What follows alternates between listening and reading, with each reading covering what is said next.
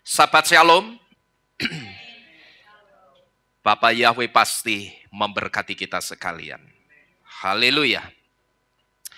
Malam hari ini, Bapak Ibu Saudara sekalian, kita akan kembali bersama-sama mendengarkan firman Tuhan. Yang malam hari ini firman Tuhan akan berbicara tentang Arumim Kanahasim. Arumim Kanahasim itu artinya cerdik seperti nahas. Mari kita bersama-sama membuka kitab suci kita di dalam satu kitab, yaitu kitab Matai atau kitab Matius pasal ke-10 ayat yang ke-16. Kitab Matai 10 ayat yang ke-16, di situ dikatakan, lihatlah aku Yesua mengutus kamu seperti domba di tengah-tengah serigala.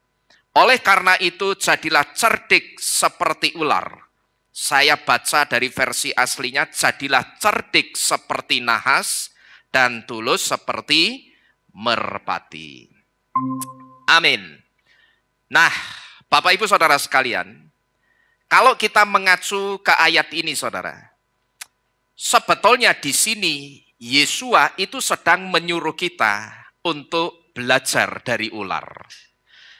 Nah, tetapi kalau kita renungkan, saudara, bagaimana caranya kita belajar dari seekor ular? Katakanlah kita beli ular, lalu kita ajak bicara ularnya. Ularnya tidak akan pernah bisa ngerti bahasa kita.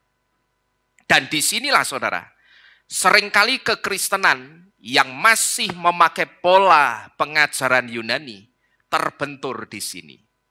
Dan ketika orang Kristen itu ditanya oleh orang dari iman seberang, yang saya katakan orang-orang dari iman seberang itu seringkali cari-cari, suka cari-cari.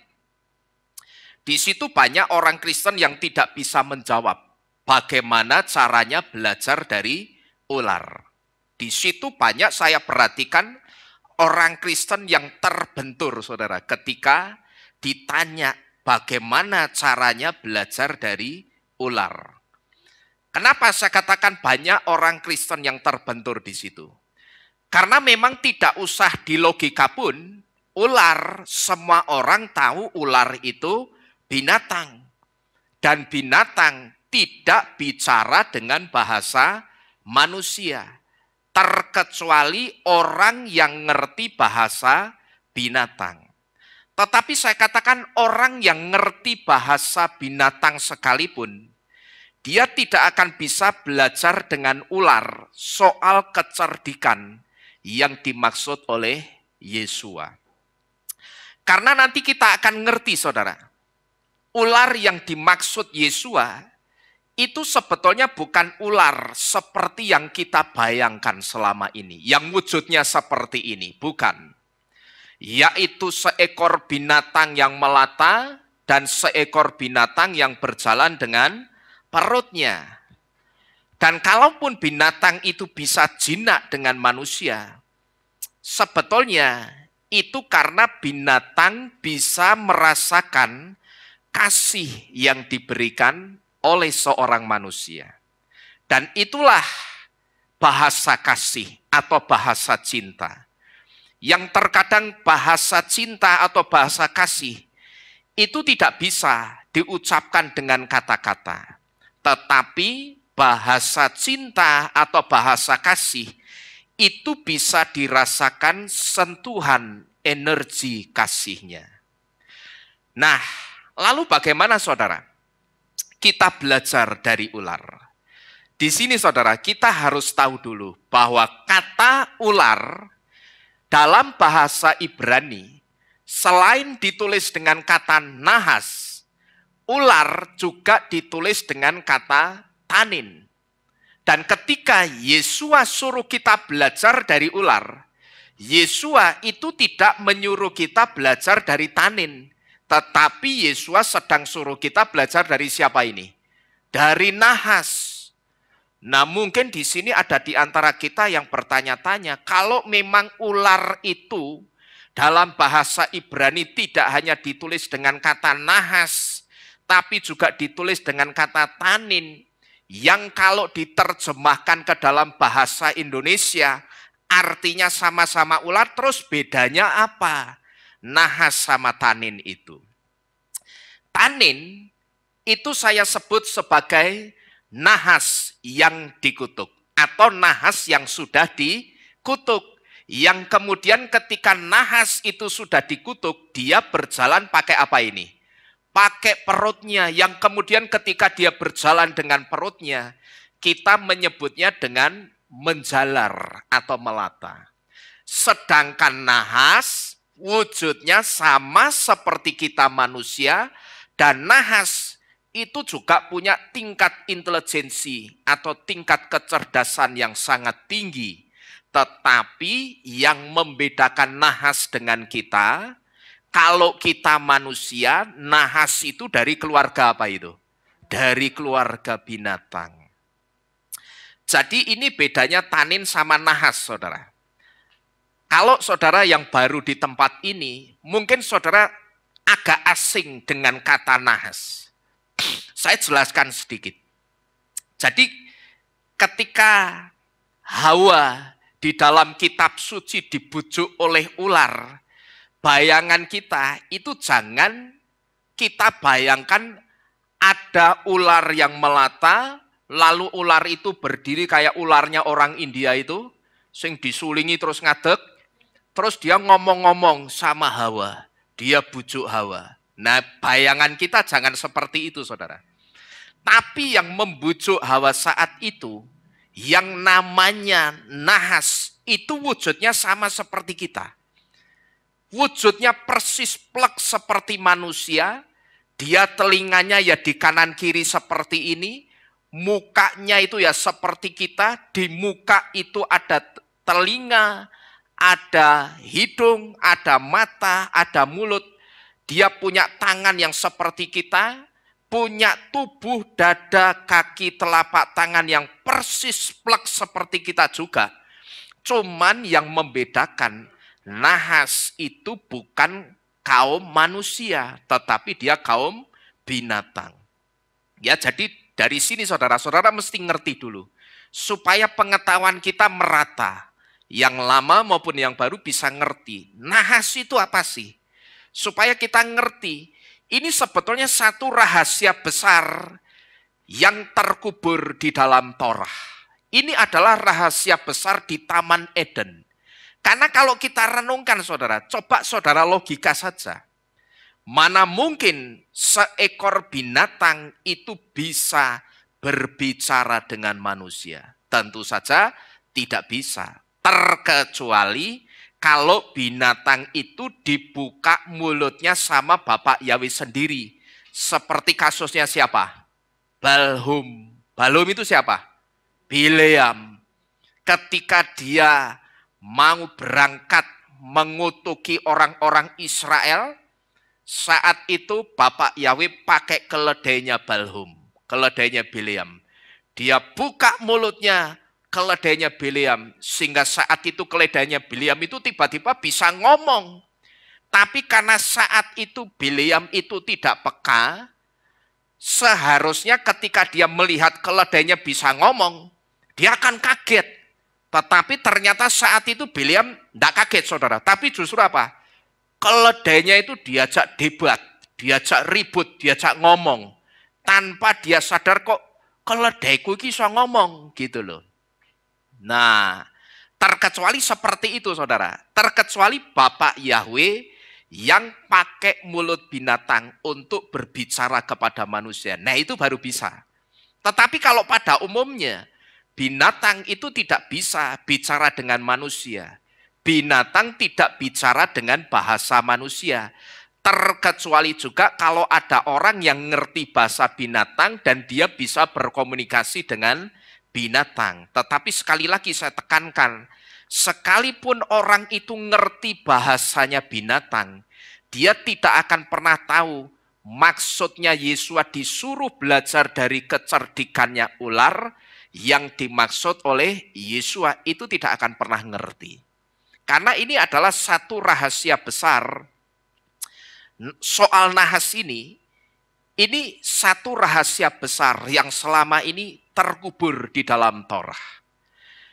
Cuman sayangnya ketika rahasia ini terkubur, tidak ada orang Kristen yang mau menggali kuburan rahasia itu. Tapi tetap dibiarkan kuburan rahasia itu begitu saja, saudara. Sehingga pengetahuan kita dulu ketika kita masih ada di dalam kekristenan, ngertinya ya begitu-begitu saja. Satu di antaranya kita ngertinya apa? Yang membujuk Hawa itu ular yang melata, gitu loh, binatang yang menjalar dan berjalan dengan perutnya. Tetapi waktu itu hampir-hampir tidak ada orang Kristen yang merenung dan berpikir, masa ular bisa ngomong-ngomong sama manusia, bahkan bisa membujuk Hawa. Itu bagaimana ceritanya? Nah, ini kenapa? Karena rahasia itu dibiarkan terkubur begitu saja. Jadi ini bedanya tanin dengan nahas, saudara. Tanin gampangnya nyebut itu nahas yang sudah dikutuk. Sedangkan nahas itu makhluk yang masih sama seperti kita. Cuman nahas itu dari keluarga binatang. Dan kemiripan nahas dengan kita itu juga dikonfirmasi di dalam kitab Beresit atau kitab Kejadian pasal ketiga ayat yang pertama.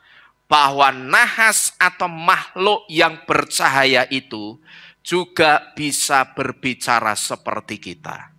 Nahas dalam bahasa Ibrani itu juga punya arti shining atau bercahaya. Nahas itu juga bisa berarti kuningan, sedangkan kuningan itu bercahaya, saudara.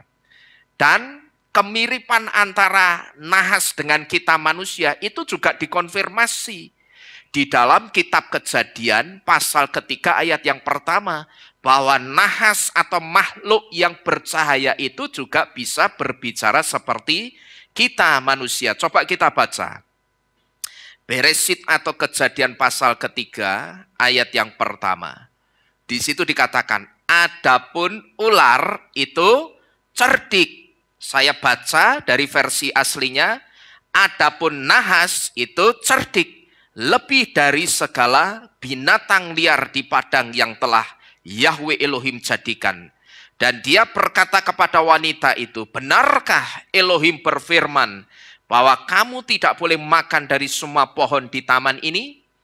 Nah, coba saudara perhatikan di situ ada kata-kata, dan dia itu siapa? Nahas berkata kepada wanita itu. Siapa wanita itu? Hawa. Benarkah Elohim berfirman bahwa kamu tidak boleh makan dari semua pohon di taman ini? Jadi ini bukti, saudara. Kalau nahas itu sebetulnya sama seperti kita manusia. Dia bisa berbicara dan nahas itu juga cerdas. Nah, tetapi yang jadi pertanyaannya sekarang begini, saudara. Pak, bukannya nahas itu sudah tidak ada ya? Kan nahas itu adanya dulu, pas zamannya Adam, Hawa. Terus setelah itu kan nahasnya dikutuk, dia tidak jadi makhluk yang sama seperti kita lagi. Tapi dia sudah jadi satu makhluk yang berjalan dengan perutnya. Berarti kalau sudah berjalan dengan perutnya masih disebut nahas atau bukan, saudara? Bukan, tapi apa tadi? Tanin, karena dia sudah berjalan dengan perutnya. Nah, mungkin kita berpikir bukannya nahas sudah tidak ada lagi. Nah, kalau nahasnya sudah tidak ada, terus kita itu disuruh belajar dari nahas yang mana? Gitu. Bapak Ibu Saudara sekalian, memang saya katakan nahas itu memang sudah tidak ada. Tetapi spirit atau rohnya nahas dulu sampai hari ini masih tetap ada. Dan spiritnya nahas itu adalah spiritnya bapaknya para pendusta, yang tidak lain adalah setan. Jadi dengan kata lain, sebetulnya ketika Yesua itu suruh kita belajar dari nahas, Yesua itu sedang suruh kita belajar dari sapa iki? Setan. Nah, mungkin di sini ada di antara kita yang bertanya-tanya, memang setan ada baik-baiknya, Pak? Kok kita disuruh belajar dari setan? Memang saya katakan setan itu tidak ada baik-baiknya sama sekali. Dia mau kasih nasihat-nasihat yang kelihatannya baik, kelihatannya bagus, tetap saya katakan ending-endingnya pasti mau menyesatkan manusia. Jadi setan itu mau kelihatan bagus sekalipun, casingnya tetap dia punya motivasi yang baik atau tidak? Yang tidak baik. Memang setan tidak ada baiknya sama sekali. Tapi kalau Yesus suruh kita belajar dari setan, itu artinya kita disuruh belajar dari sifatnya setan, karena setan itu punya sifat yang bisa ditiru. Nah, Bapak Ibu Saudara sekalian, di dalam perjalanan iman kita, Yesus tahu bahwa tidak mudah untuk seseorang itu bisa mempertahankan imannya sampai akhir segala sesuatunya. Yesus tahu bahwa mempertahankan iman sampai kesudahan segala sesuatunya itu bukan perkara yang mudah. Dan Yesus juga tahu, saudara, bahwa aral yang merintangi perjalanan iman orang percaya itu pasti ada, bukan tidak ada. Aral yang merintangi perjalanan iman seseorang untuk tetap percaya kepada Yesus sampai kesudahan segala sesuatunya itu pasti ada, bukan tidak ada. Dan itu memang aral-aral yang merintangi itu diizinkan memang harus ada. Yang fungsinya satu diantaranya itu untuk ngetes, menguji kadar atau kualitas iman seseorang itu kepada Yesus itu seperti apa. Apakah ketika dia cuma dikasih kerikil masalah kecil, lantas orang itu jadi meninggalkan Tuhan? Atau sebaliknya, dia dikasih batu sandungan yang sebesar gunung sekalipun, tetapi orang itu tetap percaya kepada Bapa Yahweh sampai akhir kehidupannya. Kenapa saya katakan seperti ini? Karena banyak, saudara, orang yang belum diperhadapkan dengan satu masalah yang besar, itu sudah meninggalkan Tuhan, meninggalkan Bapa Yahweh. Baru saya katakan aral yang merintangnya itu cuman kerikil kecil. Yang sebetulnya kerikil kecil itu dilompati beres. Dia bisa lewat. Tetapi berapa banyak orang yang cuman kesandung kerikil masalah kecil, kerikil persoalan kecil, lantas dia tinggalkan Tuhan. Itu banyak, saudara. Dan Yesus juga menyadari bahwa semua aral yang merintangi perjalanan iman percaya seseorang, sewaktu-waktu aral yang merintangi itu bisa saja menjatuhkan iman seseorang. Nah, tetapi melalui ayat ini, saudara, Yesus memberitahu kepada kita bahwa semua rintangan itu pasti bisa kita lewati asal kita mau bergantung kepada pertolongan Bapa Yahweh dan dengan hikmat kecerdikan seperti nahas ketika dia membujuk Hawa. Saya percaya setiap rintangan yang kita hadapi di dalam iman percaya kita pasti bisa kita lewati bersama kekuatan Bapa Yahweh. Amin. Yang pertama, dengan kekuatannya Bapa Yahweh, kita hanya bisa melewati setiap rintangan iman kita. Itu cuma dengan kekuatannya Bapa Yahweh. Kekuatan manusia kita tidak akan pernah bisa. Yang kedua, caranya apa? Dengan hikmat kecerdikannya seperti kecerdikannya siapa tadi? Nahas ketika dia membujuk Hawa. Tetapi sekalipun kita itu disuruh cerdik, hati kita mesti tetap apa? Dalam konsep ketulusan. Nah, itu yang mesti dijaga. Sekalipun kita cerdik, hati kita mesti tetap apa? Tulus. Karena kalau saudara cerdik, hati saudara tidak tulus, itu namanya apa? Halo? Namanya muslihat. Ngerti, saudara? Maka dikenal dengan kata apa? Tipu muslihat. Kenapa kok disebut tipu muslihat? Karena orang itu cerdik tetapi hatinya tidak tulus, punya motivasi yang tidak baik gitu loh. Jadi sekalipun kita disuruh cerdik, Yesus tetap memberitahu, tetaplah kamu juga tulus sama seperti apa itu? Merpati. Karena kalau kamu cuma cerdik tapi hatimu tidak tulus, kamu sebetulnya sedang bermuslihat atau tipu muslihat.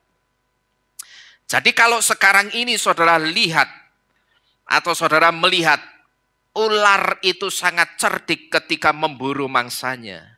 Sebetulnya kecerdikan ular yang saudara lihat sekarang ini itu turunan dari rohnya nahas dulu. Nahas yang arum atau nahas yang cerdik ketika membujuk Hawa. Arum itu artinya cerdik saudara. Maka disebut nahas itu arum. Dia adalah binatang yang paling arum, yang paling cerdik di antara segala binatang. Kok bisa nahas itu disebut binatang yang paling cerdik? Karena nahas itu persis plek seperti kita, saudara. Gitu loh, persis plek seperti kita, tidak ada bedanya. Hampir-hampir tidak ada bedanya. Yang membedakan hanya kaumnya saja. Dia kaum binatang, sedangkan kita kaum manusia. Nah, lalu bagaimana sebetulnya sifat setan itu sesungguhnya? Selain pantang menyerah yang sering saya sampaikan di tempat ini, setan itu juga punya visi atau impian yang tidak pernah berubah dari dulu. Dan visi atau impiannya yang tidak pernah berubah dari dulu, itu cuma satu, apa ini? Menghancurkan manusia. Sebetulnya saudara, kalau kita perhatikan sifat setan yang satu ini agak aneh.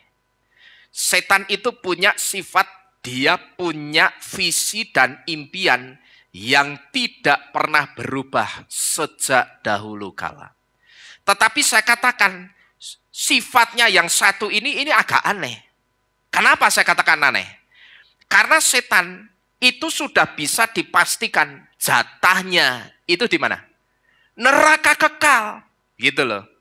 Tetapi sekalipun dia jatahnya neraka kekal, dia masih punya apa itu? Visi. Dia masih punya impian. Dan visi impiannya dari dulu itu tidak pernah berubah. Yaitu menjatuhkan dan menghancurkan manusia. Sebelum manusia yang dia target itu betul-betul jatuh dan hancur hidupnya, setan itu tidak akan pernah berhenti menarget orang itu. Jadi sebetulnya ketika ada orang-orang yang sekarang ini bangga dengan mu'alafnya, orang boleh saja bangga dengan mu'alafnya. Tetapi secara roh yang sedang terjadi sebetulnya apa? Setan itu sudah berhasil menjatuhkan dan menghancurkan kehidupan orang itu. Hanya tinggal tunggu waktunya saja. Kebinasaan itu datang menghampiri orang itu. Ya jadi jangan bangga. Saudara yang mendengarkan firman ini dimanapun, saudara yang bangga sebagai seorang mu'alaf. Karena saudara berpikir di situ saudara mendapatkan hidayah. Oh tidak, itu bagi saudara. Tetapi yang sedang terjadi di alam roh, yang sedang terjadi saudara itu sudah berhasil dijatuhkan dan dihancurkan setan kehidupanmu. Secara khusus imanmu. Jadi Bapak Ibu Saudara sekalian, inilah kenapa saya katakan aneh. Setan itu jatahnya pasti neraka kekal, tetapi visi dan impiannya sampai hari ini tidak pernah berubah. Yaitu aku harus bisa menjatuhkan dan menghancurkan umat manusia. Ini saya katakan aneh. Jelas-jelas jatahnya neraka tapi masih punya visi dan impian. Pertanyaannya memang untuk apa? Gitu loh. Toh kamu katakanlah berhasil menjatuhkan 1 miliar manusia sekalipun. Dan kamu berhasil menghancurkan kehidupannya. kamu berhasil membuat orang itu meninggalkan Tuhan, toh jatahmu juga kemana tadi? Ke neraka. Gitu loh. Maka ini saya katakan aneh. Jatahnya pasti neraka, tidak bisa dirubah lagi, tidak bisa diganggu-gugat lagi, tetapi dia tidak pernah mundur dari visi dan impiannya. Itulah setan, saudara. Jadi kalau kita renungkan, setan ini aneh. Cuman, saudara ngerti enggak? Ternyata ada yang lebih aneh dari setan. Siapa kira-kira, saudara? Anehnya, manusia justru banyak yang tidak punya apa ini? Visi atau impian di dalam kehidupannya. Bahkan kalau hidup semboyannya itu terkadang saya perhatikan suka ngikut orang. Yang dikatakan apa? Ya sudahlah, hidup itu mengalir wae rak wis, mengalir saja. Yang penting apa ini? Sampai. Saya mau tanya, sampai kemana? Ya kalau ngalirnya itu di sungai kehidupan yang tidak ada batu-batu besarnya. Tapi bagaimana kalau sungai kehidupannya itu isinya batu-batu besar. Dan batu-batu besar itu simbol dari persoalan dan masalah-masalah yang besar juga. Kira-kira bagaimana, saudara? Dan saya mau tanya juga, bagaimana juga kira-kira? Kalau ternyata di tengah-tengah sungai-sungai itu, di tengah-tengah sungai itu ada pusaran air, pusaran masalah yang besar. Dan saat itu kita tidak bisa mengatasi pusaran masalah yang besar itu karena prinsip hidupnya salah. Prinsip hidupnya apa itu? Mengalir saja, gitu loh saudara. Terkadang orang itu suka ngikut-ngikut orang, tapi tidak pernah berpikir. Satu di antara yang seringkali diikuti orang apa? Ya wis urepi pasrah lah, ngalir wae. Yang penting sampai di tujuannya. Saya tanya, sampai kemana dulu gitu loh. Bagaimana kalau sungai kehidupan itu banyak batu-batu besarnya seperti ini, ya, sehingga ketika ada orang yang mengalir begitu saja, sirai natap watu, ya toh, akhirnya orangnya apa itu? Mati, ya toh. Pertanyaannya bagaimana kalau seperti ini? Kalau sungai kehidupannya itu ada batu-batu besarnya, batu-batu masalah yang besar. Dan ada pusaran air atau pusaran masalah yang besar. Dan ketika sampai di pusaran masalah yang besar, saudara tidak bisa mengatasi. Karena prinsip hidup saudara tadi apa? Mengalir saja. Nek ngalir kan berarti saudara masuk ke pusaran itu, saudara akan melawan atau ikut aliran pusaran itu? Ikut. Karena prinsip hidupnya sudah keliru, sudah salah. Mengalir saja. Demikian pula soal iman, saudara. Orang yang tidak punya visi atau impian, biasanya kalau saudara perhatikan, saya perhatikan ini, kalau diajak pelayanan atau kalau diajak setia beribadah, konsepnya itu saya perhatikan juga mengalir saja. Orang katakan apa seringkali? Ya sudahlah, tak ikut pelayanan, tak datang ibadah, supaya aku kelihatan rohani, kan begitu. Nah ini orang yang model begini ini orang yang saya sebut dalam imannya dia juga pakai prinsip yang salah. Yaitu apa tadi? Mengalir saja. Asal saudara tahu, orang seperti ini orang yang sangat rentan jadi incarannya setan. Saudara ngerti, orang yang seperti ini bagi setan itu santapan lezatnya loh saudara. Ini inceran dan ini target yang sangat empuk dan bagi setan ini makanan yang paling lezat. Karena apa?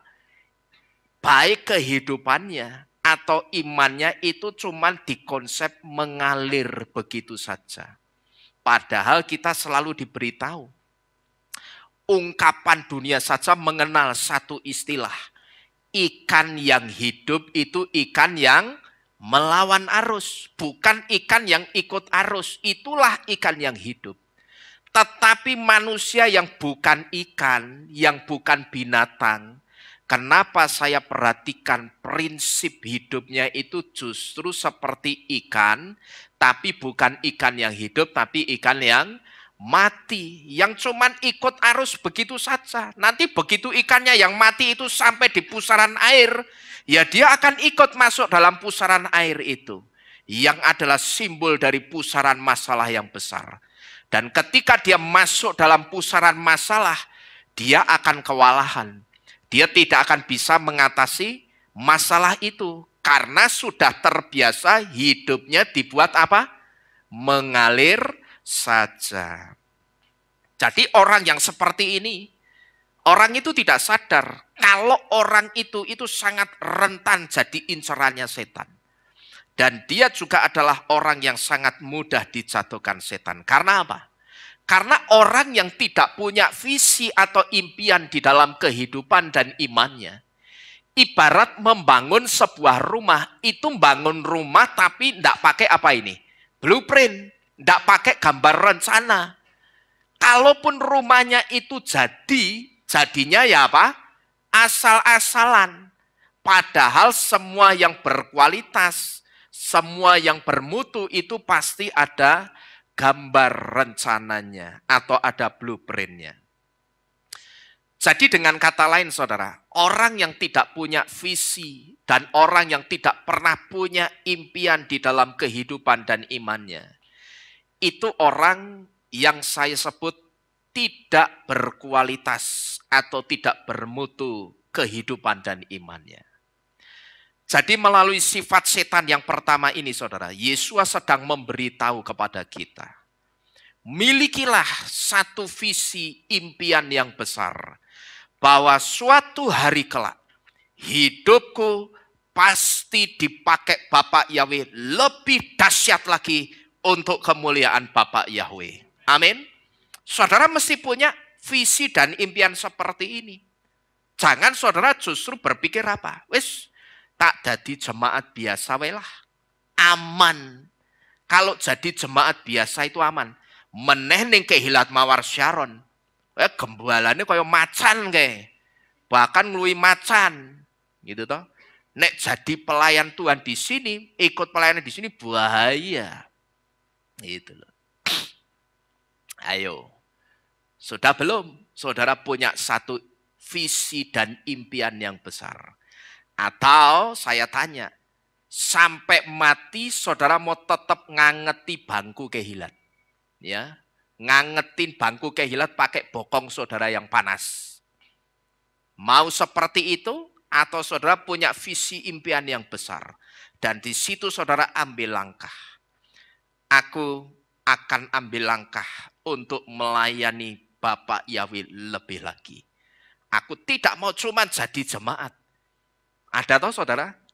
Orang yang sejak masuk ke satu gereja, sampai mati dilayani di liang kubur, liang lahat, itu cuma statusnya sebagai apa?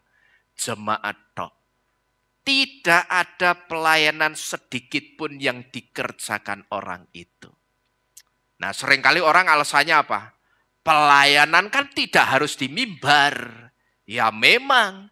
Tetapi kalau di luar juga tidak melayani, ngerti kebenaran, tidak pernah menyampaikan, tapi justru takut dengan lingkungan. Terus apa yang sudah saudara kerjakan untuk Bapak Yahweh? Ingat loh, saya seringkali memberitahu apa? Sekarang itu sudah bukan lagi jam 8 pagi. Tetapi sekarang sudah jam berapa saudara? Kira-kira sudah jam setengah 12 siang. Kalau Yesus menetapkan kedatangannya misalkan jam 12 siang, berarti hanya tinggal menghitung beberapa saat lagi Yesus itu akan datang. Saudara perhatikan baik-baik. Seorang mempelai yang berhati hamba. Di dalam kitab suci dikatakan ketika hamba itu dikasih 1 talenta, tapi ketika waktunya Tuhannya nagih, sini kamu sekarang sudah jadi berapa? Tak modali 1 talenta. Loh lah kok cuman 1. Lah soalnya tak kubur Tuhan. Aku bingung mau tak pakai apa. Bingung, tak kubur Tuhan. Yesua ngomong apa? Lemparkan orang ini di dalam kegelapan. Yang di dalamnya hanya ada apa? Ratapan, tangisan, dan kertak gigi ketakutan. Ya, hati-hati saudara-saudara sekalian. Karena saya perhatikan banyak orang-orang baik, orang yang sudah percaya Bapak Yahweh maupun yang belum. Tapi prinsip imannya itu seperti prinsip orang dunia. Mengalir saja. Kalau disuruh ya tak kerjakan, kalau enggak ya sudahlah. Enggak perlu saya kerjakan, minta pelayanan enggak. Oh salah. Saya dan gembala-gembala lainnya itu tidak pernah tahu kemampuan apa yang saudara miliki. Maka karena kami sebagai gembala itu tidak tahu kemampuan jemaat satu persatu. Kalau saudara merasa mampu melakukan pelayanan ini, pelayanan itu, saudara datangi gembalanya. Pak, boleh enggak saya ikut membantu pelayanan dalam bidang ini? Karena sepertinya saya mungkin bisa ikut membantu pelayanan dalam bidang ini. Gitu loh. Saudara yang datangin. Karena kalau jemaatnya banyak, enggak ngerti kemampuan satu persatu jemaatnya. Sedangkan saudara sudah ikut Tuhan berpuluh-puluh tahun, tapi saudara masih saja menjadi jemaat awam atau jemaat biasa. Nanti bagaimana jadinya ketika Yesua datang? Dan Yesua tanya, talentamu modal yang tak kasih sudah jadi berapa? Yang 2 jadi 4, 4 jadi 8, 8 jadi 16, sana masuk. Dalam pesta perjamuan kawin anak domba. Lihat, itu sudah aku siapkan. Kursi dan meja khusus untuk kamu. Aku memang sengaja khusus bikinkan meja dan kursi itu untuk kamu. Karena kamu hamba yang baik, duduklah di kursi perjamuan kawin anak domba di situ. Itu khusus, tak sediakan bagi kamu.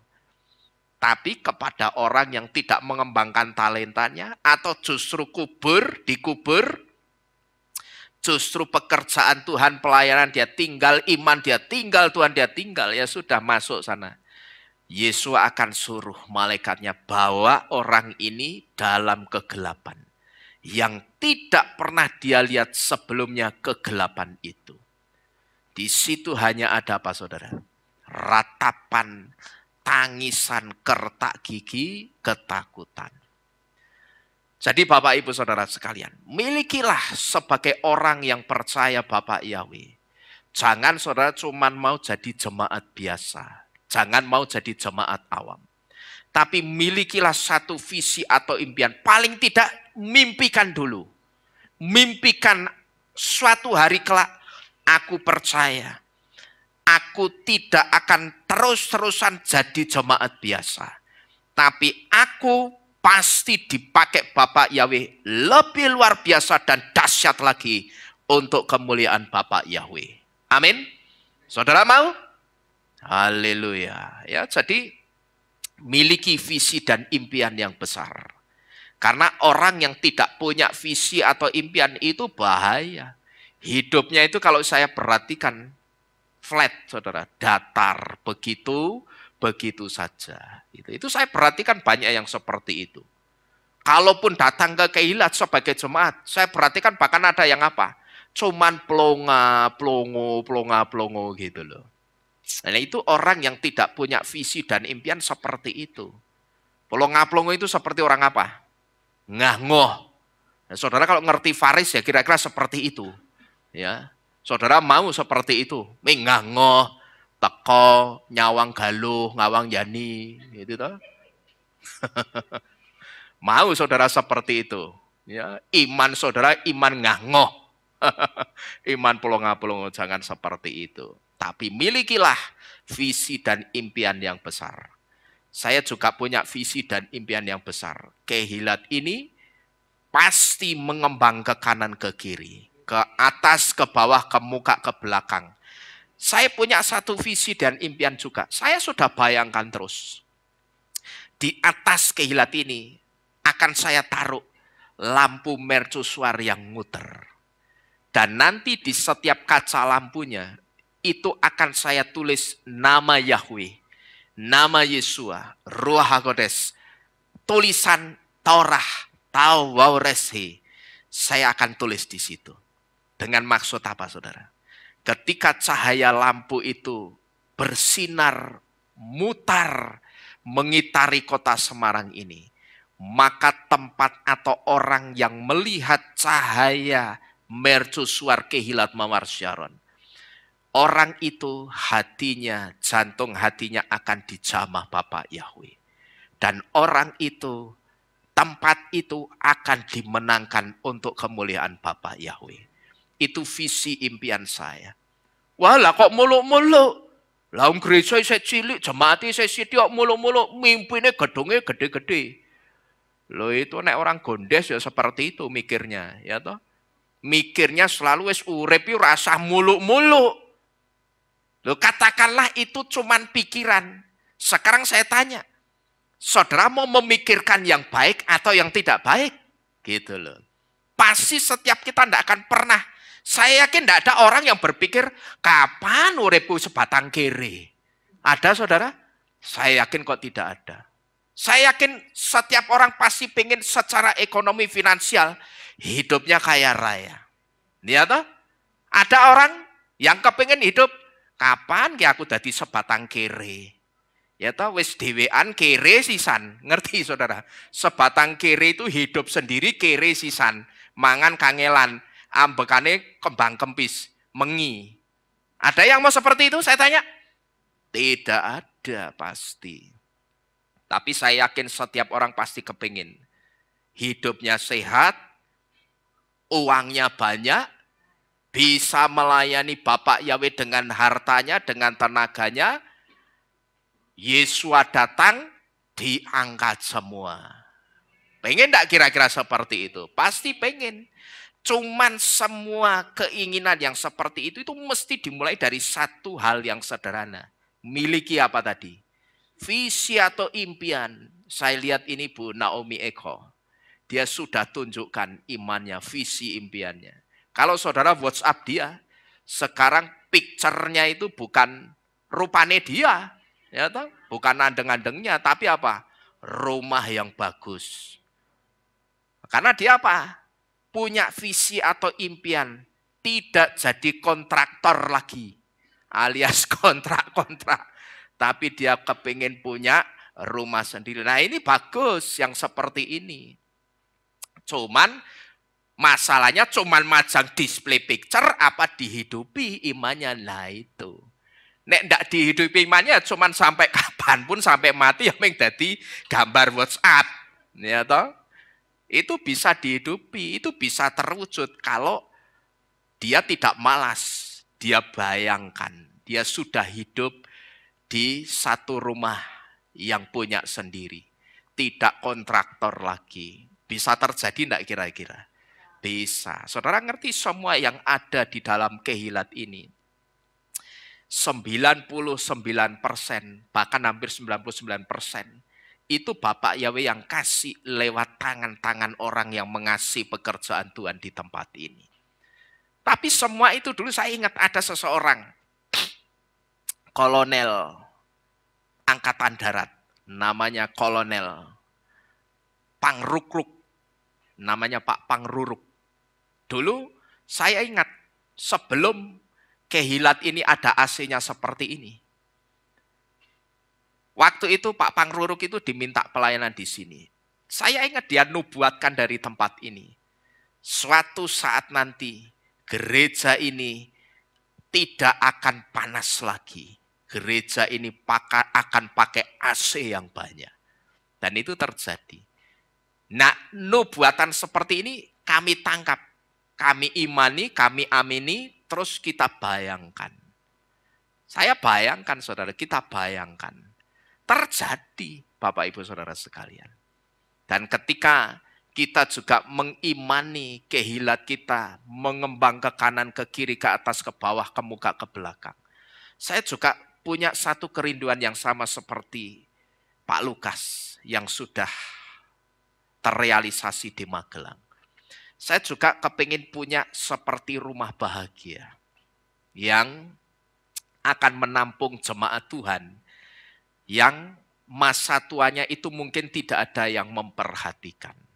Ya, barangkali Eko suatu saat keter, ya itu kan bisa tak tampung, ya itu di rumah bahagia, Mawar Sharon.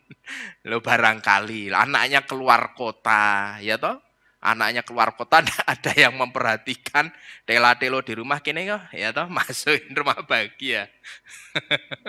Lo itu barangkali, lo ya toh. Jadi itu kerinduan saya, saudara. Ya, saya lihat waktu saya masuk ke rumah bahagia Magelang. Di situ ada orang tua yang sambil menunggu Tuhan menjemput.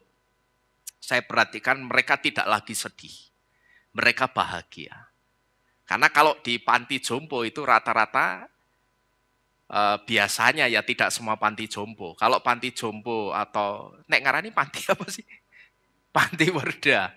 Itu kalau yang bagus ya pelayanannya memang bagus. Dan orang-orang tua yang tinggal di situ terjamin. Tapi saya sering juga melihat di Facebook, di kitabisa.com itu banyak panti werda yang sepertinya kurang bagus pelayanannya. Sehingga orang tua yang tinggal di situ itu cuma makan bakmi setiap hari. Bakmi nasi. Saya lihat, wah ini kalau begini tidak ada gizinya. Tapi kalau kita punya rumah bahagia seperti itu, kita kasih makanan, minuman yang layak, kehidupan yang layak, orang menyambut Tuhan menjemput ajalnya, itu menyambut dalam keadaan bahagia gitu loh saudara. Syukur-syukur Yesua datang, kita terangkat semua. Nah, itu puji Bapa Yahweh. Tetapi kalau pengangkatan itu memang diizinkan secara pribadi, melalui kematian, saya juga punya kerinduan. Membuat orang-orang yang menunggu waktunya Tuhan menjemput, itu menunggu dalam keadaan bahagia. Nah itu yang saya rindukan juga. Tidak hanya kehilat ini yang dipakai melebar ke kanan ke kiri hanya untuk ibadah saja. Tetapi saya juga rindu. Kita punya satu kehilat, lalu di sebelahnya atau tidak jauh dari kehilat itu ada rumah seperti rumah bahagia itu. Di situ juga ada taman, orang tua bisa berjemur di situ. Kalau kita adakan kegiatan-kegiatan juga bisa ada di situ. Ibadahnya di atas yang rata Jalan Rinjani, sehingga orang tua itu tidak kesulitan naik turun, saudara. Nah itu kerinduan saya. Saudara dukung saja dalam doa, ya. Saudara punya apa yang bisa saudara berikan, tenaga, pikiran, iman saudara, harta, apapun yang saudara miliki. Saudara dukung, saudara boleh dukung.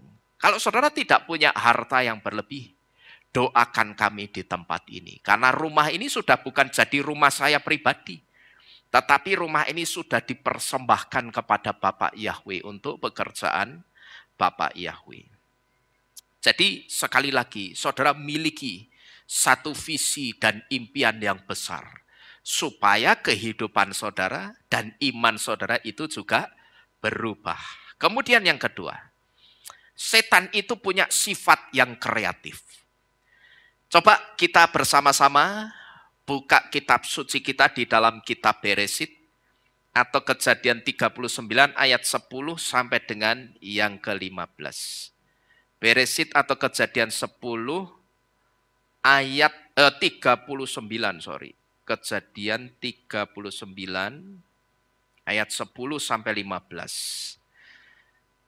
Di situ dikatakan, dan terjadilah sekalipun bujukan wanita itu kepada Yusuf dari hari ke hari, tetapi dia tidak mendengarkan kepadanya untuk berbaring di sisinya, bersetubuh dengannya. Maka pada suatu hari terjadilah ketika dia masuk ke dalam rumah untuk mengerjakan pekerjaannya, dan tidak seorang pun dari orang-orang rumah itu ada di sana, di dalam rumah itu. Lalu wanita itu memegangnya pada bajunya sambil berkata, berbaringlah denganku. Tetapi dia meninggalkan bajunya di tangan wanita itu dan meloloskan diri sambil berlari keluar. Dan terjadilah ketika wanita itu melihat bahwa dia telah meninggalkan bajunya dalam tangan wanita itu, dan dia melarikan diri keluar. Lalu wanita itu menceritakan kepada orang-orang rumahnya dan berkata kepada mereka dengan mengatakan, lihatlah, ada yang telah membawa kepada kita seorang Ibrani untuk mempermainkan kita. Dia telah masuk mendekatiku untuk tidur dengan aku, tetapi aku berteriak dengan suara keras. Dan terjadilah ketika dia mendengar bahwa aku menyaringkan suaraku dan aku berteriak, maka dia meninggalkan bajunya di dekatku dan dia melarikan diri dan pergi keluar. Kira-kira wanita itu namanya siapa, saudara, perempuan itu? Ini kisahnya Yusuf sama siapa itu kira-kira? Zelika, atau kalau bahasa orang seberang itu Zulaika. Cuman tidak banyak orang ngerti nama istrinya Potifar itu Zelika atau Zulaika, saudara. Julekah, ya kalau orang seberang nyebut Julekah. Nah sekarang coba saudara perhatikan kalimat atau kata dari hari ke hari di ayat yang ke-10.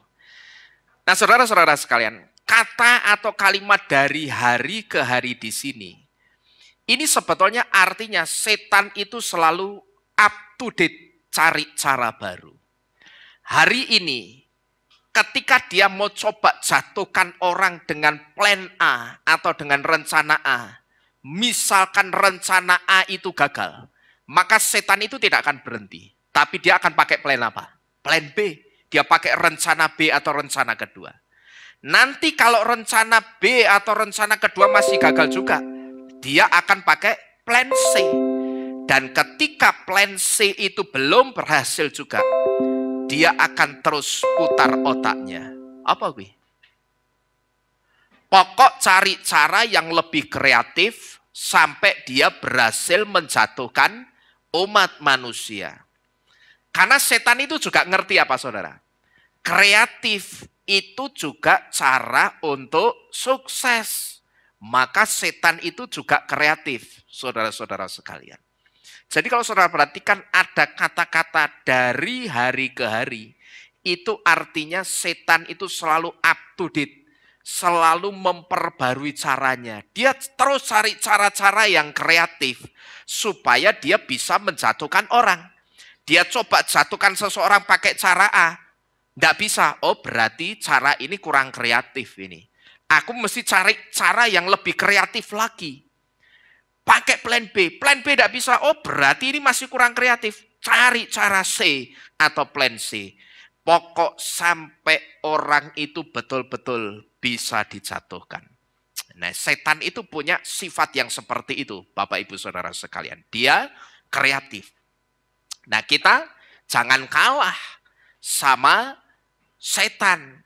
Anak-anak Bapak Yahweh itu jangan kalah sama setan. Jangan kalah kreatif sama setan. Kita mesti bisa lebih kreatif. Ketika kita melayani Tuhan, kita jangan monoton hanya cuma melayani begitu saja. Tim pelayanan mungkin bisa bikin bagaimana caranya yang lebih kreatif supaya puji-pujian itu bisa lebih hidup. Itu boleh dieksplor lagi. Saya perhatikan di tempat ini sudah ada yang melakukan sedikit demi sedikit. Mulai tidak hanya berdiri di atas mimbar ini, tapi mulai datengin jemaat, diajak komunikasi satu persatu.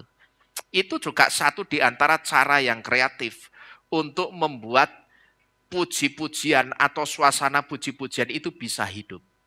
Karena hubungan yang baik antara pemimpin pujian dengan jemaat itu sangat diperlukan.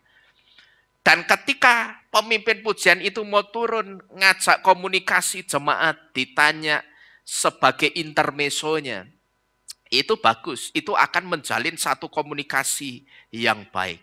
Dan kalau komunikasinya sudah baik, buktikan pemimpin pujiannya ngajak jemaatnya nyanyi, joget seperti apapun, mesti jemaatnya ngikut. Gitu loh. Karena apa? Karena pemimpin pujiannya bisa berinteraksi dengan baik, menjalin hubungan yang baik. Jadi, kalau kita perhatikan, Yang kedua, setan itu dia pribadi yang sangat kreatif. Kemudian yang ketiga, kita juga disuruh belajar Yesua dari sifat setan, yaitu setan yang tidak pernah mengeluh. Setan itu tidak pernah ngeluh, saudara. Tetapi kalau kita perhatikan, seringkali anak-anak Tuhan lebih banyak keluhannya ketimbang bersyukurnya. Ya, coba saudara renungkan baik-baik. Setan itu sebetulnya tahu kalau penghukuman kekal, neraka kekal itu sudah menanti di akhir kehidupannya. Di situ seharusnya setan itu capek atau tidak, saudara? Halo? Dia ngerti penghukuman kekal, neraka kekal mesti jatahnya, harusnya dia capek atau tidak? Capek. Karena mau menjatuhkan manusia seperti apapun, akhirnya toh dia tetap dihukum, di neraka gitu loh. Tetapi kalau kita perhatikan, setan yang jatahnya pasti neraka, dia tidak pernah sambat. Dia tidak pernah ngeluh. Yang ada setan itu yang menanamkan keluhan-keluhan di pikirannya orang-orang percaya. Sehingga ketika orang percaya itu di pikirannya ditanam keluhan-keluhan sama setan, akibatnya orang itu jadi lupa bersyukur.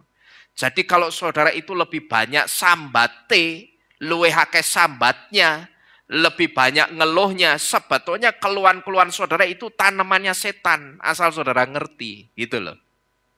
Karena setan itu punya banyak cara untuk menjatuhkan orang, itu caranya sangat banyak. Yang pertama, dia kasih dosa, pakai dosa, bawa orang itu supaya jatuh dalam kejatuhan dosa. Tapi begitu orang itu menyadari ini kan dosa di hadapan Tuhan, ini kan salah, aku mesti bertobat. Begitu orang itu menyadari, dia bertobat, minta pengampunan, Bapak Yahweh mengampuni atau tidak kira-kira? Mengampuni. Saya katakan begitu Bapak Yahweh sudah mengampuni orang itu, berarti sebetulnya di situ setan itu sudah gagal menjatuhkan orang itu. Cuman setannya berhenti atau tidak, saudara? Tidak. Dia pakai cara apa lagi? Yang kedua, dia tuduh. Kenapa seringkali muncul tuduhan-tuduhan di dalam jantung hati kita, sekalipun kita itu sudah melakukan pemberesan dengan Tuhan ketika kita bersalah. Kita mesti ngerti kalau kita sudah bereskan dengan Tuhan tapi masih ada tuduhan-tuduhan, itu karena setan sudah gagal menjatuhkan kita pakai dosa, maka dia berusaha jatuhkan kita pakai tuduhan-tuduhan. Lalu yang ketiga, tuduhan gagal, tidak bisa. Ditanam pikiran-pikiran keluh kesah, sambatan-sambatan. Ya, bendino isine ming sambat ngarworo gitu loh. Saudara harus tahu, sambatnya saudara setiap hari, keluh kesah sungut-sungut saudara, itu sebetulnya tanamannya setan supaya saudara itu lupa apa? Bersyukur. Karena setan itu juga ngerti, perhatikan baik-baik. Setan itu juga ngerti, di dalam ucapan syukur, di situ ada satu energi dan kuasa yang besar, yang bisa mendatangkan mujizat Tuhan yang besar di dalam kehidupan kita. Setan ngerti, supaya orang itu tidak bersyukur, supaya orang itu tidak ingat bersyukur, terus dikasih apa? Sambatan. Sambat ngarworo, ya toh, dasku ngeluh, pusing, untune cekat-cekot ki piye, Pak ya toh, boyo kok pegel, awak linu-linu. Lah ini kan komplikasi penyakit kere. Lah komplikasi penyakit kere udah ada disambati gitu loh. Kan gondes ini model seperti ini, saudara. Setiap hari ming isine ngeluh begitu, Bu, keroi, templei koyo, ya toh. Lah napa untukku cekat-cekot, utangi akeh. Loh ini kan komplikasi penyakit kere, saudara. Lah nek orang percaya Bapak Yahweh sampai punya komplikasi penyakit kere, ya bahaya. Ya toh. Bapak Yahweh itu sudah merancangkan kita itu Rancangannya kena komplikasi penyakit kere apa kita kaya raya hidup dalam kelimpahan? Kan kita hidup dalam kelimpahan. Kelimpahan itu tidak cuma duit. Tapi saudara, limpah kesehatan itu juga rancangannya Bapak Yahweh. Cuman seringkali orang itu memfasilitasi tanaman-tanamannya setan gitu loh. Dikasih masalah, sambat. Ya toh? Kasih baru kena masalah kecil, sambat. Gitu loh. Nah, ketika orang sambat itu sebetulnya dia sedang memfasilitasi tanamannya setan itu. Supaya tanaman itu bisa tumbuh lebih subur, lebih lebat lagi. Cuman yang jadi masalah yang tumbuh itu bukan tanaman yang baik. Tetapi tanaman yang tidak baik. Yaitu keluhan, sungut-sungut, dan keluh kesah. Saudara ingat dulu mulutnya orang-orang Israel. Itulah yang menjadi penghambat perjalanan mereka sampai 40 tahun. Mereka berjalan di padang gurun.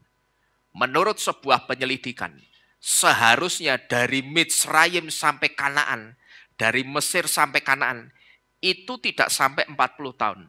Tapi ada yang menyelidiki kira-kira kalau jalan terus, istirahat sebentar, makan, istirahat sak perlunya, pokok begitu badannya sudah enak lagi, jalan lagi. Kira-kira itu bisa ditempuh sekitar 1 tahun, paling lama 1 tahun 6 bulan. Itu paling lama. Tetapi kenapa mereka seperti kalau orang Jawa bilang, itu kayak kena oyot memang. Ya muter-muter di padang gurun. Sebetulnya karena apa? Mulutnya ini loh. Mulutnya itu sambat terus setiap hari. Waktunya perutnya kelitian, makanan belum datang, ngamuk. Nggak ada air minum, ngamuk. Isini setiap hari mung sambat.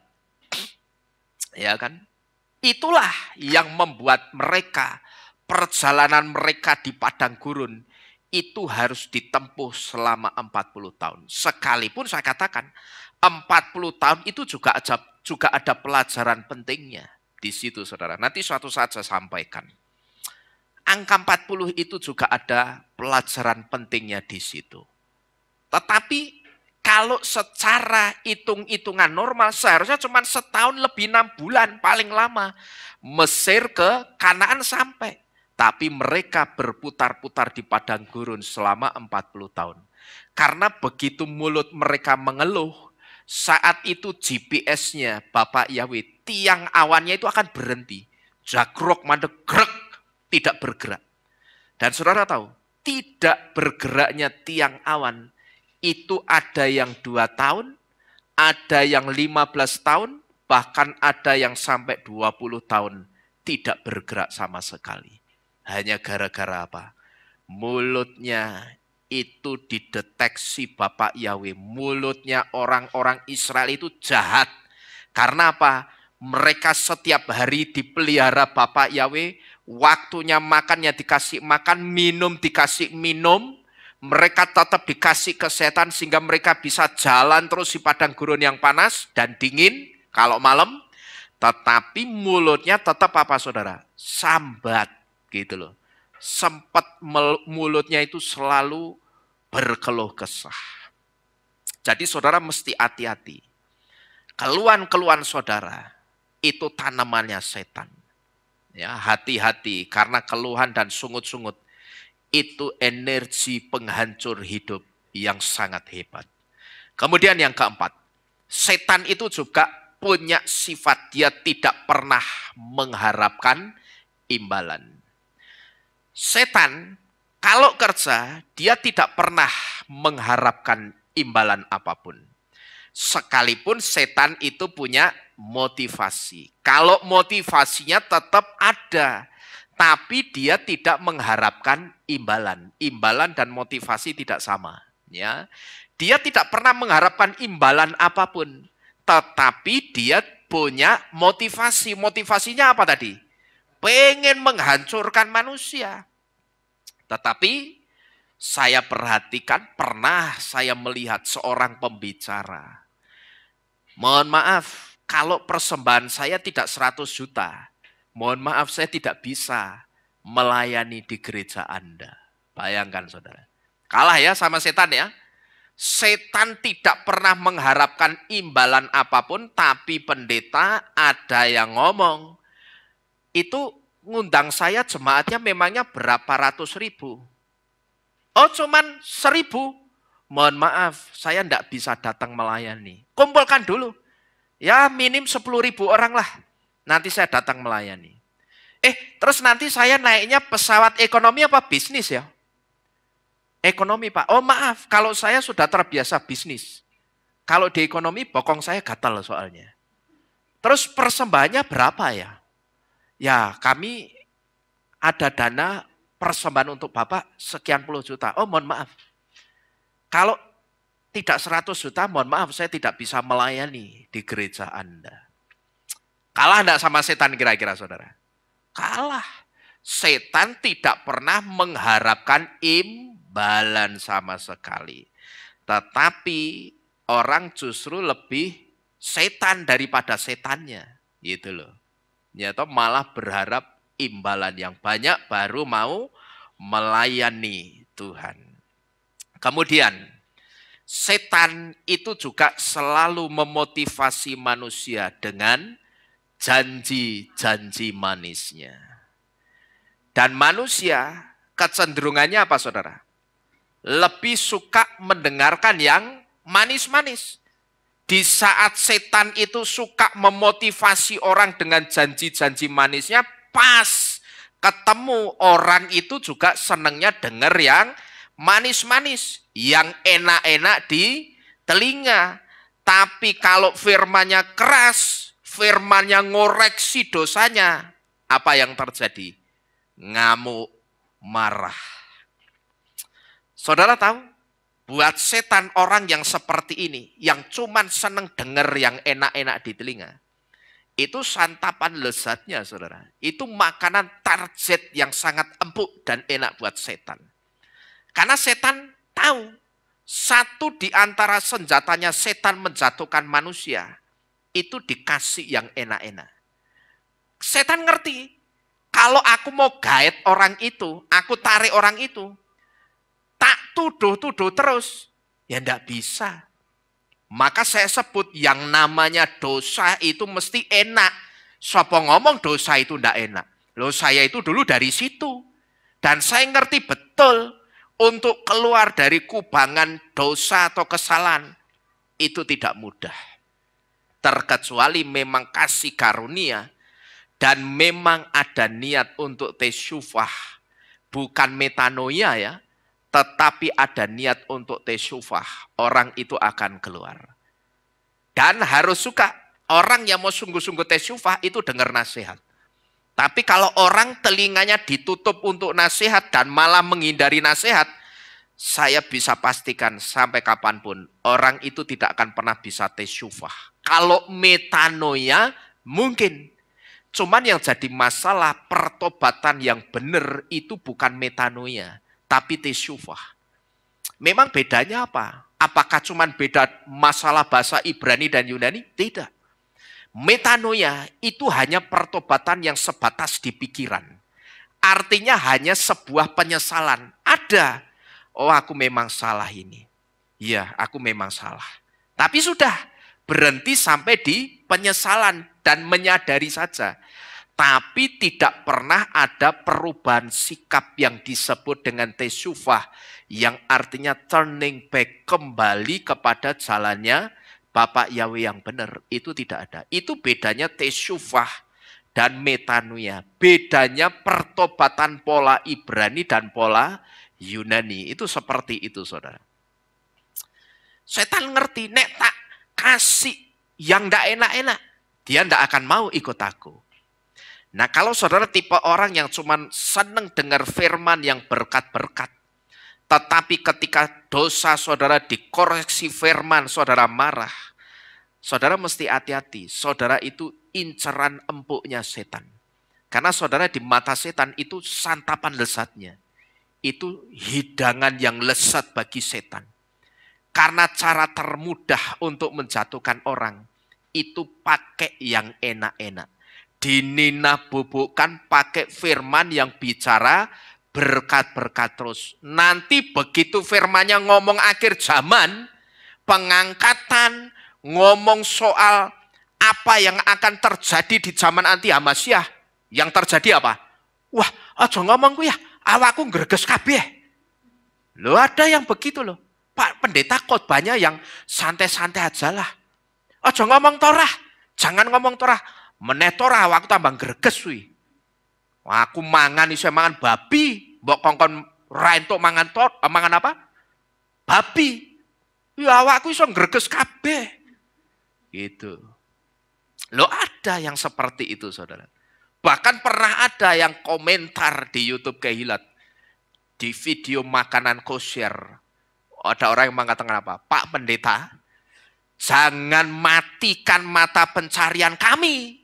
Bayangkan, saudara. Ada loh yang komen seperti itu.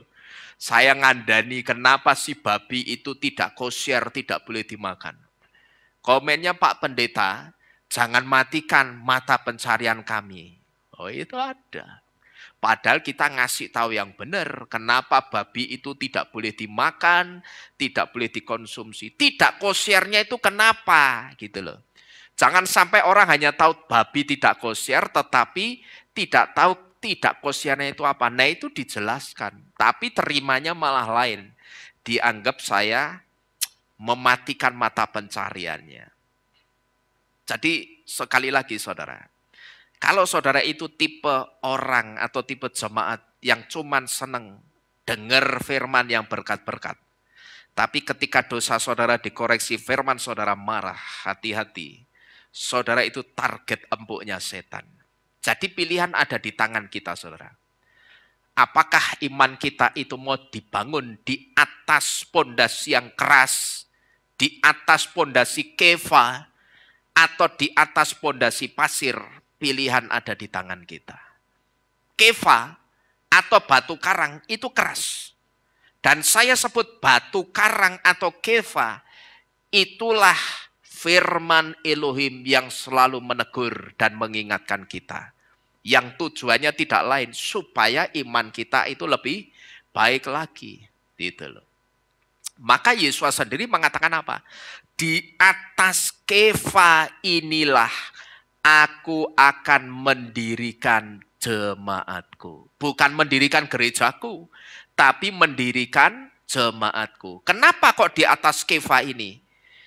Di sesi yang pertama, firman yang berbicara tentang pondasi keva sudah saya sampaikan. Saudara bisa lihat lagi di YouTube. Kenapa Yesus katakan di atas pondasi, di atas batu karang inilah aku akan mendirikan jemaatku. Di situ sudah ada sebabnya, saudara. Tetapi saya ulang sedikit, batu karang itu keras. Itu bukan batu biasa. Tapi satu batu yang sudah terbiasa dihempas ombak sekencang dan sekeras apapun. Itulah batu karang. Dan itulah pondasi yang baik. Dan itulah firman yang selalu menegur dan mengingatkan kita supaya kita kuat. Supaya iman kita itu lebih baik.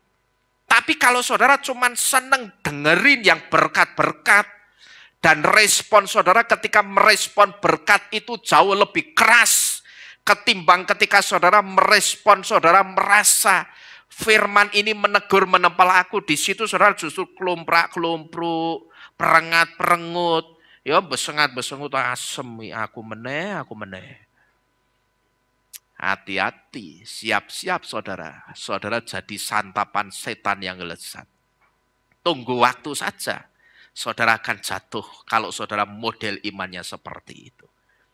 Maka kalau saudara perhatikan di sini, mungkin saya jarang khotbah yang khusus soal berkat-berkat itu jarang. Gitu loh. Kalaupun saya menyampaikan berkat, soal berkat, mesti saya akan sampaikan dulu caranya supaya kita bisa diberkati itu seperti apa.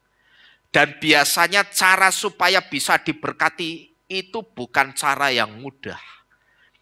Tidak ada orang yang bisa sampai di kesuksesan, di pencapaian yang tertinggi tanpa mengalami perjuangan yang tidak berarti, itu tidak ada. Pasti mesti melewati perjuangan yang keras. Itu orang yang sukses, saudara.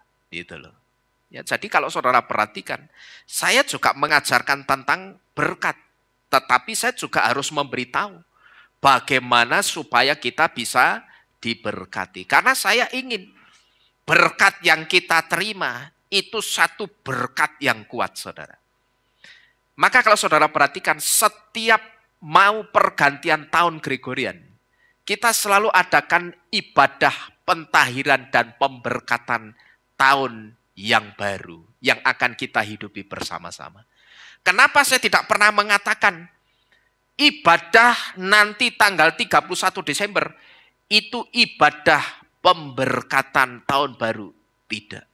Dari dulu selalu saya katakan, saya sebut, saya konsepkan ibadah kita, ibadah pentahiran dan pemberkatan tahun yang baru yang akan kita hidupi. Kenapa mesti ditahirkan dulu? Tidak langsung diberkati. Tahir itu dari kata tahor, artinya apa? Bersih. Saya seringkali kasih satu ilustrasi. Katakanlah ini sebuah mobil, saudara. Ya, ini katakanlah ini sebuah mobil. Saudara lihat mobil ini catnya itu beladus. Catnya sudah kusam, banyak karat di mana-mana. Saya tanya, langsung dicat kira-kira bisa atau tidak ini mobil? Bisa, bisa. Dicat langsung bisa. Cuman pertanyaannya catnya akan awet atau tidak? Kan begitu. Karena apa? Karatnya tidak saudara ilangi dulu. Yang benar itu dikerok dulu karatnya, cat lamanya diilangi, karatnya dikerok habis, diilangi, di epoksi primer dulu. Didasari pakai epoksi primer. Setelah itu masih dicek lagi, nanti di epoksi surfacer, baru cat aslinya, saudara. Saya jamin kalau cara ngecat saudara seperti ini, cat saudara akan awet. Nah demikian pula dengan konsep kita memberkati tahun yang baru. Saudara ngerti kenapa mesti ditahirkan? Kita selalu diberitahu. Karena hari-hari di dalam tahun-tahun dunia ini, hari-harinya itu sudah dihidupi sama siapa? Setan. Hari Minggu yang menghidupi dewa apa? Dewa matahari. Hari Senin itu ada dewa bulan yang hidup di situ. Hari Jumat itu ada setan yang namanya Dewi Freya. Maka Jumat itu bahasa Inggrisnya disebut Friday. Friday itu dari kata Freya. Itu dewi kesuburannya bangsa Teutonic kalau saya tidak salah. Ya saudara lihat di YouTube saja. Itu hari-harinya sudah dihidupi sana. Nah kalau ini tidak ditahirkan dulu, saudara ngerti.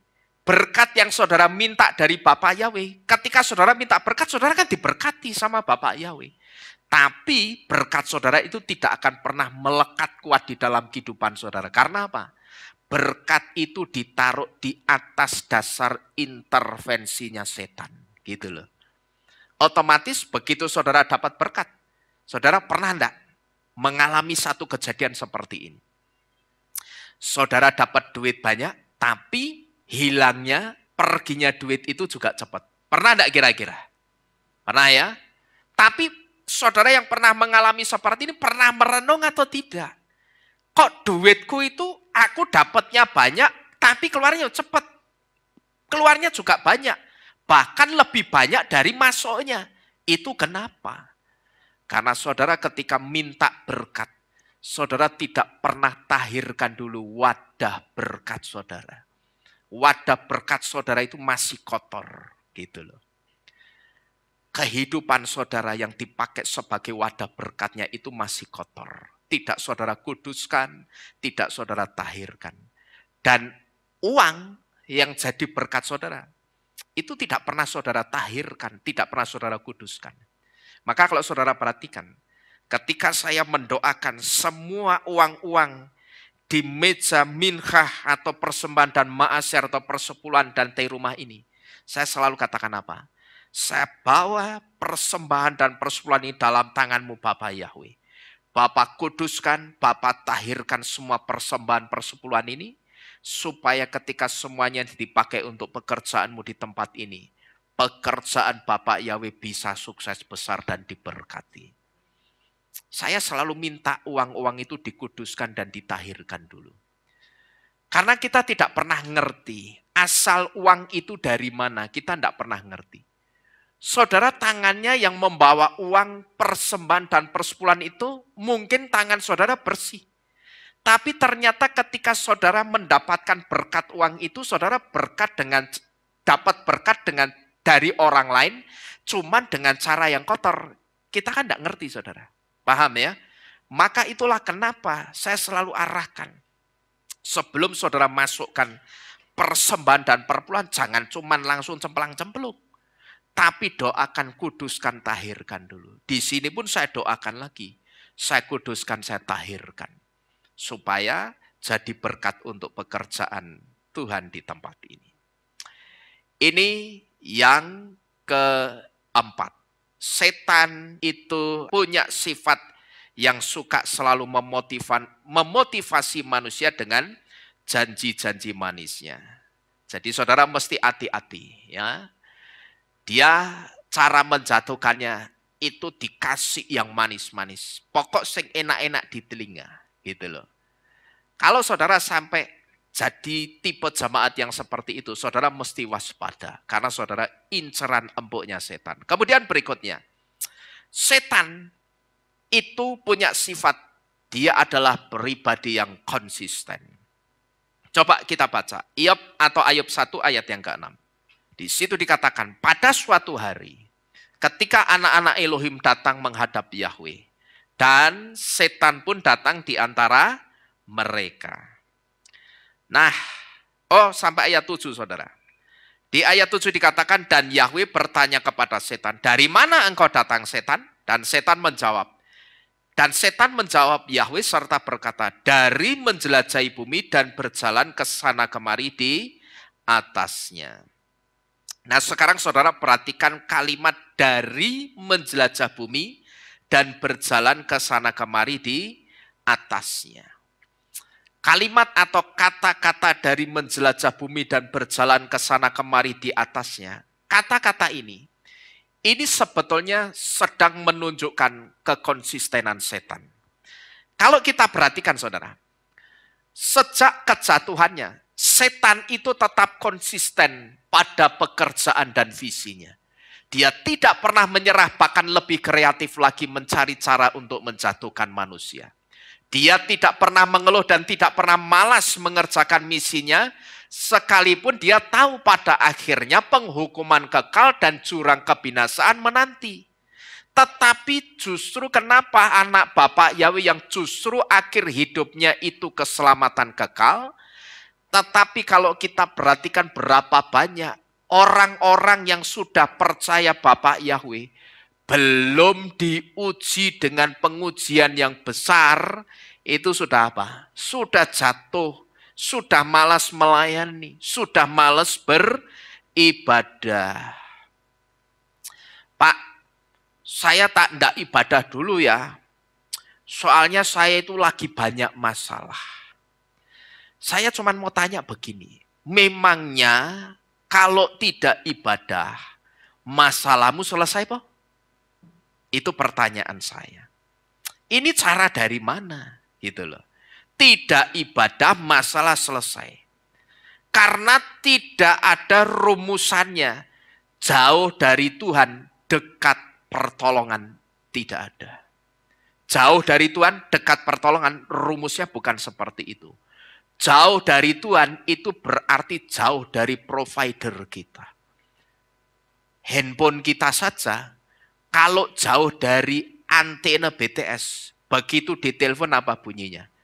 Nomor yang Anda tuju sedang di luar coverage area. Sedang di luar jangkauan. Gitu loh. Artinya orang tidak ada rumusannya. Orang jauh dari Tuhan, dia sedang mendekatkan dengan pertolongan Tuhan. Itu tidak ada. Dan seringkali juga saudara, saya mendengar orang itu konsepnya salah kaprah. Orang itu mengatakan apa? Pak, kalau ibadah itu kan kita harus memberikan yang terbaik toh, Pak, untuk Tuhan. Nah terus terang saya itu ewo pekewo, Pak. Saya itu ndak enak sama Tuhan. Kalau setiap kali saya datang ibadah, saya selalu bawa masalah. Minggu ini Tuhan, saya punya masalah ini. Nanti minggu depan saya datang lagi, Tuhan, saya datang dengan masalah dan beban berat. Nanti minggu depannya lagi saya ngomong lagi di Keilat. Tuhan, saat ini aku datang kepadamu dengan berbeban berat dan masalah hidupku. Nah saya itu ndak enak, Pak. Sedangkan saya kan mesti kasih yang terbaik untuk Tuhan. Makanya saya tidak enak sama Tuhan kalau setiap kali saya datang ibadah saya selalu bawa masalah. Ini konsep yang keliru, saudara. Justru Bapak Yahweh, saudara ngerti, Bapak Yahweh itu menunggu-nunggu anak-anaknya yang sedang hancur hatinya. Amin. Bapak Yahweh itu justru menunggu-nunggu ketika hati saudara itu sedang hancur, saudara mengalami kekecewaan yang sangat, saudara mengalami kekecewaan yang besar. Di situ Bapak Yahweh itu tidak pernah menjauhi saudara. Saudara ingat hari Rison kemarin kita belajar dari siapa, saudara? Dari Asaf. Ketika Asaf itu kecewa sama Bapak Yahweh tinggalkan Asaf atau tidak, saudara? Tidak. Tetapi justru Bapak Yahweh itu apa? Dia tunggu Asaf. Karena dia sangat ingin memeluk Asaf. Supaya apa tujuannya? Supaya Asaf itu tidak lari ke tempat-tempat lain selain kepada Bapak Yahweh. Bapak Yahweh ngerti nih, Asaf ini lari ke tempat-tempat penyembahan berhala, cari pertolongan dari sana. Bahaya Asaf. Maka Bapak Yahweh itu tunggu gitu loh. Dan begitu Asaf itu mulai menyadari kekecewaannya kepada Tuhan, saat itu Bapak Yahweh itu bergegas apa? Dia bergegas tangkap Asaf dan dia selamatkan Asaf supaya Asaf itu tidak mencari pertolongan dari tempat yang lain. Jadi konsep tidak datang ibadah karena merasa tidak enak sama Bapak Yahweh. Karena setiap kali kalau ibadah selalu membawa masalah, selalu membawa hati yang hancur. Itu keliru. Karena Bapak Yahweh itu pribadi Tuhan yang sangat dekat dengan orang yang sedang dalam kehancuran dan kejatuhan. Tetapi melalui kitab Yesaya kalau tidak salah, atau kitab Tehilim, Bapak Yahweh itu juga ngerti, seringkali orangnya yang tidak mau dekat, gitu loh, malah jauh, malah pergi, ya kan? Bapak Yahweh katakan apa? Tetapi seringkali kamu tidak menginginkannya, gitu loh. Yahweh itu dekat dengan orang yang hancur hatinya, tetapi kamu seringkali kamu justru yang tidak menginginkan. Orang tidak mau. Orang lebih betah ngapain, saudara? Kalau malam-malam di pojokan itu ngapain? Yang seringkali saya sebut apa? Ngelaras. Ya toh? Lampu dimatiin, duduk di pojokan bawa kopi gedang goreng. Masalahku kok kayak ngene ya. Dia nikmati masalahnya. Dia coba cari cara sendiri untuk jalan keluarnya. Padahal Bapak Yahweh itu tidak seperti itu, saudara. Justru ketika saudara merasakan satu kehancuran, di situ Bapak Yahweh itu tunggu, saudara. Maka sampai di dalam kitab suci, itu ada kisah seorang apa? Anak yang hilang. Bapaknya dijar-jarke, apa ditunggu? Ditunggu. Bahkan bapaknya itu nunggu-nunggu di depan rumah, di teras rumah. Dia selalu melihat ke ujung jalan. Setiap kali ada orang lewat, berdiri gage-gage. Lagi kayak anakku. Itu anakku. Ternyata begitu dekat bukan. Selalu setiap ada orang lewat itu dipikirnya anaknya. Hati Bapak Yahweh kita itu seperti itu. Ya, saudara sedang dalam kejatuhan, jangan saudara justru lari dari Tuhan. Dan jangan saudara merasa tidak enak. Hati-hati. Pikiran-pikiran seperti ini tak namanya setan. Karena apa? Setan itu pengen saudara cepat-cepat hancur kehidupannya. Maka saudara dibawa ke satu konsep apa? Ngelaras. Ngelaras itu menikmati masalah gitu loh. Tetapi ketika saudara menikmati, saudara tidak pernah ketemu jalan keluarnya. Tapi saudara terus nikmati ngelaras. Nah itu hati-hati itu. Ini konsep yang keliru. Coba kita baca benar tak? Bapak Yahweh itu pribadi yang sangat dekat dengan orang yang hancur hatinya. Kita buka Tehillim 34, 19, 20. Tehillim atau Mazmur 34, ayat 19 dan 20 di situ dikatakan. Kita baca sama-sama. Alef, Bet, Gimel. Yahweh itu dekat kepada orang-orang yang patah hati. Dan roh yang remuk redam dia selamatkan. Belum dapat semua apa? Oh belum, ya tak tunggu. Mazmur 34 ayat 19 sampai 20. Ini kira apa? Oh, enggak ada. Sudah? Kita baca Alef, Bet, Gimel. Yahweh itu dekat kepada orang-orang yang patah hati. Dan roh yang remuk redam dia selamatkan. Banyak kemalangan orang benar, tetapi Yahweh melepaskan dia dari semua kemalangan itu. Sekarang coba saudara perhatikan. Di situ ada kalimat banyak kemalangan orang benar. Orang benar di sini ini siapa? Orang benar di sini ini kita, anak-anak Bapak Yahweh yang sudah dibenarkan. Dan kemalangan itu simbol persoalan atau masalah. Jadi dengan kata lain saudara, kalimat banyak kemalangan orang benar, ini artinya masalah itu memang diizinkan datang di dalam kehidupan kita. Cuman Bapak Yahweh itu janji tangannya akan melepaskan kita dari semua kemalangan itu. Amin. Jadi konsep tidak enak sama Tuhan karena sedang banyak masalah, itu konsep yang salah kaprah. Justru kita mesti hati-hati. Ketika kita jauh dari Tuhan, di situ ada satu kekuatan besar yang sedang mengintai dan mengawasi kita untuk menghancurkan kehidupan saudara. Kekuatannya siapa itu? Kekuatannya setan. Saya sering memberitahu, saudara dan saya, kita itu diawasi oleh dua kekuatan besar. Setiap saat, setiap waktu, dua kekuatan besar ini terus-terusan mengawasi kita. Yang pertama kekuatannya Bapak Yahweh, yang kedua kekuatannya siapa? Setan. Gitu loh. Itu terus-terusan ngawasi kita loh. Jadi dua kekuatan besar ini terus-terusan mengawasi kita. Kalau hati kita itu terpautnya ke Bapak Yahweh aman. Cuman hati saudara itu tidak ngerti, saudara mesti berpaut kepada Bapak Yahweh. Saudara dalam masalah yang besar. Saudara mesti hati-hati. Ya, saudara mesti hati-hati. Kita itu selalu diawasi dua kekuatan besar. Kekuatannya Tuhan sama kekuatannya setan. Kalau saudara punya konsep saya tidak enak sama Tuhan, karena setiap kali saya datang ibadah, saya selalu bawa masalah. Di situ saudara mesti hati-hati. Karena saudara itu sedang diincar oleh satu kekuatan besar yang bukan dari Tuhan, yang siap-siap menghancurkan kehidupan saudara. Dan kekuatan itu kekuatannya setan. Saudara perhatikan ini baik-baik. Ya, karena saya banyak melihat jemaat Tuhan awam maupun pelayan Tuhan dimanapun gerejanya seringkali seperti itu. Bagi orang itu seolah-olah dia berpikir kelihatannya aku sudah baik, sudah benar.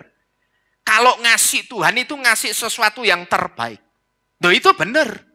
Maka kalau aku sedang dalam masalah, ya aku tidak boleh melayani. Aku tidak boleh, jangan ibadah dulu. Aku lagi kotor, ya dos. Ya toh. Nek kotor ya dos. Tapi kenapa seringkali orang itu suka bersikap seperti itu?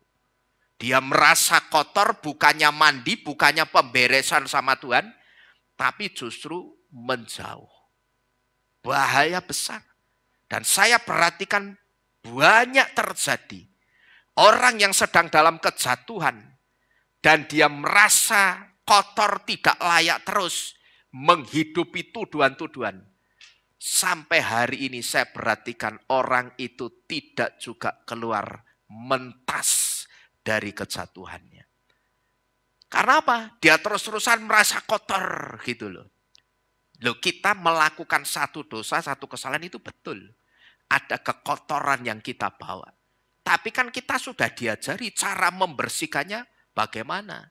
Dengan pemberesan sama Bapak Yahweh.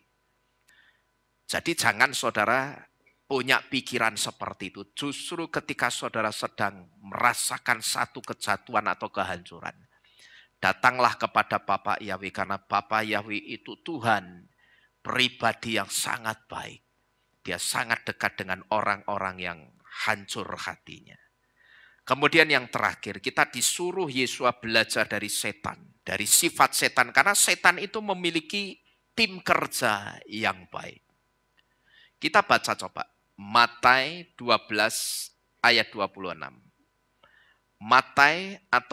Matius 12 ayat yang ke-26. Di situ dikatakan, dan jika setan mengusir setan, dia akan apa itu? Terpecah belah melawan dirinya sendiri. Bagaimanakah kemudian kerajaannya akan ditegakkan? Kalau dia sama-sama ngusir sesamanya setan, bagaimana kerajaannya bisa ditegakkan? Nah, ini sedang menunjukkan setan itu punya tim kerja yang baik. Setan itu profesional. Dia punya tim kerja yang baik. Dia juga punya tim kerja yang solid. Dia juga punya tim kerja yang kompak. Dan setan, saudara ngerti, setan itu setia kawan dan tidak pernah bertengkar. Ini yang saudara mesti ngerti, pegang baik-baik. Setan itu punya tim kerja yang solid, mereka tim kerja yang baik, dan mereka setia kawan dan tidak suka bertengkar. Jadi, kalau saudara melihat film perang santet, itu sebetulnya yang perang bukan setannya, tapi sebetulnya itu perang antar dukun yang diboncengi sama setan. Setan sama setan itu enggak perang, gitu loh. Kalau ada orang sakit dibawa ke dukun sembuh, apakah itu karena setannya kalah hamu diserang sama setan dukun yang lebih besar? Tidak. Mereka cuman brik-brikan, ngerti lah? Ya, kijang satu masuk, ya celeng satu masuk, kan begitu. Ya toh? Celeng metu sik ya, saka wong iki, gitu loh. Mereka brik-brikan saudara, kontak-kontakan. Kamu keluar dulu ya, karena ini aku disuruh ngusir kamu. Ya kamu pura-pura keluar ya, leng-celeng. Gitu loh. Pergi saudara. Nanti buktikan. Tidak lama dia akan kembali lagi. Begitu kembali jadi apa ini? Duit. Buat si siapa? Mbah Dukun. Kan begitu. Itu bohong. Saudara lihat cerita perang santet. Oh itu setannya lagi perang. Santet-santetan. Lah untuk tukang santet, tukang santet perang. Ya omong kayak coblos-coblosan dom. Itu loh, dikit-dikit tak. Jadi jangan saudara berpikir kalau perang santet itu setannya sedang perang di udara. Perang di udara dari dukun-dukun santet itu sebetulnya cuma sandiwara. Wong setan itu sebetulnya akur dan dia tidak suka bertengkar. Karena kalau mereka sendiri ribut antar setan, ya bubar saudara, ngerti. Maka di dalam kitab Matius tadi dikatakan apa? Coba kita baca lagi. Saya bacakan, dan jika setan mengusir setan, artinya setan geger sendiri antar setan, dia akan apa itu? Justru terpecah belah, karena dia sudah melawan dirinya sendiri. Nah kalau dia terpecah belah, bagaimana kemudian kerajaannya itu akan ditegakkan? Ya bubar gitu loh. Kalau setan itu artinya ayat ini sedang memberitahu, kalau setan itu perang santet, saling perang sendiri di udara, ya bubar kerajaannya. Itu bohong, itu satu kebohongan saudara. Perang di udara, perang santet itu bukan perang antar setan. Itu hanya perang antar dukun yang ditunggangi atau diboncengi sama setan gitu loh. Jadi dukunnya itu sing dipakai setan sebetulnya. Ya. Orang sakit dibawa ke dukun itu sebetulnya sedang calling-callingan. Ya, celeng satu masuk, kijang dua memanggil, kan begitu. Ya toh, leng celeng metu sik ya. Gitu loh. Karena aku disuruh ngusir kamu. Oh ya, jangan kijang. Ya toh, keluar dulu. Tapi saudara buktikan. Hitungan hari, minggu atau bulan, mesti setannya itu balik lagi. Karena apa? Saling apa? Kong kali kong gitu loh. Jadi setan itu akur karena mereka tim yang solid. Dan kita yang ada di sini, kita harus minta kekuatan Roh Kudus supaya kita juga bisa solid melayani Bapak Yahweh. Amin. Jangan kita bertengkar, saudara. Maka dulu ketika ada pelayan Tuhan di tempat ini yang ngajak jemaat itu bertengkar, justru bertengkar sama teman sesama pelayannya. Dan menjadikan tim pelayanan yang lain, teman sepelayanannya itu justru rival, saingan. Dianggap ini bahaya ini. Ini akan menggeser posisi kita di Keilat Mawar Sharon. Saya dudukkan orang itu. Saya panggil ke ini, gendeng apa piye? Kamu punya tim pelayanan yang banyak. Itu kan lebih enak. Ya toh?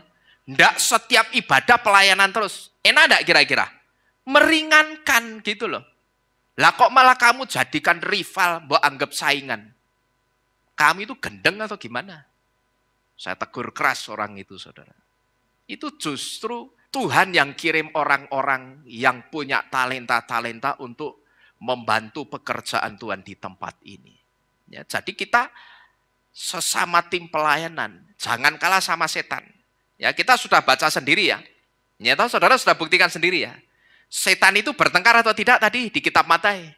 Tidak, mereka akur. Lah anak Bapak Yahweh kok eker. Gitu loh. Anak Bapak Yahweh kok eker-ekeran bertengkar. Kita jangan seperti itu. Tapi mari kita minta kekuatan Roh Kudus. Supaya kita bisa tetap solid melayani Bapak Yahweh. Sampai Tuhan Yesus datang menjemput kita. Amin. Berkatnya siapa itu? Berkat kita itu dikatakan apa? Berkatku akan aku curahkan dari mana? Bukit Hermon. Mengalir ke bukit Sion. Turun ke jubahnya. Siapa jenenge? Harun. Lalu sampai ke kita. Kalau ada apa tapi? Kalau di sini ada apa? Kerukunan. Ada kesatuan. Lah nek eker ya tidak bisa diberkati. Kalau orang yang tukang bikin eker, saya justru bersyukur nek orang itu disingkirkan Tuhan. Karena apa? Berkatnya Bapak Yahweh yang besar bisa mengalir deras ke tempat ini. Amin. Ya, jadi kita mesti minta kekuatan Roh Kudus supaya kita semakin solid melayani Bapak Yahweh di tempat ini. Amin. Bapak Yahweh memberkati kita sekalian. Kita tunduk di dalam doa. Kita akhiri firman pada malam hari ini.